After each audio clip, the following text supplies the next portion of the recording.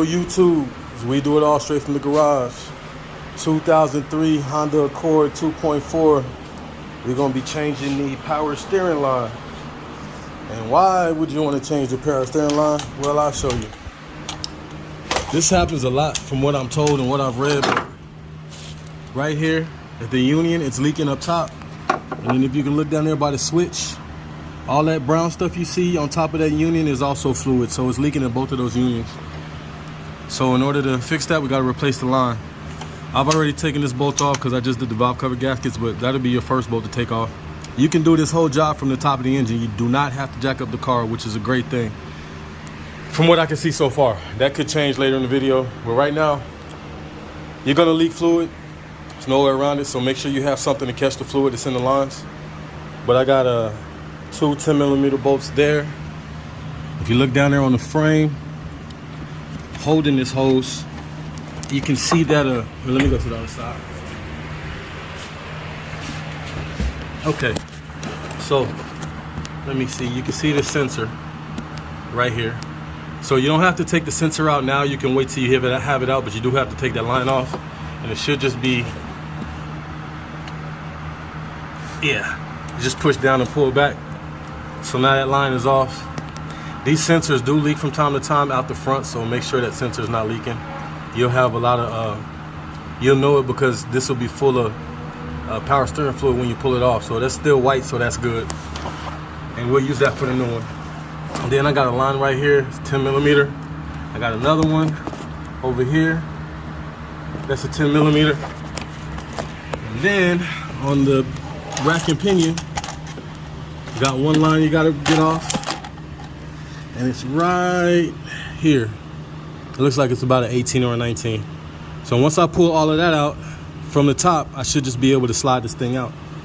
So in theory, that's how it should work. So let me get all that stuff taken off and we'll come back. All right, y'all, I'm back. So I did have to jack up the car. I was hoping I didn't have to. I already got the old hose out and I'll show you how I got it out. It's not really a lot. Sorry about the fan, but it's hot. Anyway, so what I had to do was, there's a plate. This plate right here.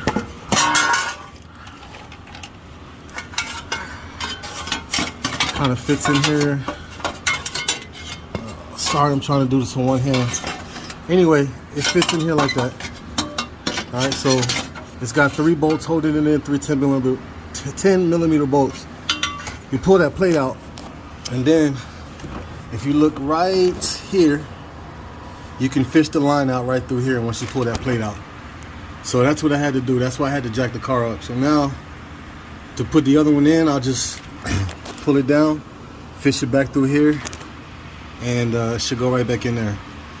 So yes, I did have to jack up the car. And I would have had to jack up the car anyway once I do the bleed process and I put the new line in. So it looked easy in theory, like I said at the beginning of the video. But reality set in, and yes, the car does have to be jacked up. So I was able to get all the bolts loose. It's an 18mm bolt on the rack and pinion, on the line that's going into the rack and pinion. And then there's 2 10mm bolts down here, one 10mm bolt on the valve cover, and then the 2 that's in the pump. Once you do that, take this plate off that sits right here with the 3 10mm bolts, pull that out, and then you can fish the hose through this little opening right here. All right, so I'm gonna go ahead and get the new one in, and I'll be back. All right, just to give you a better visual,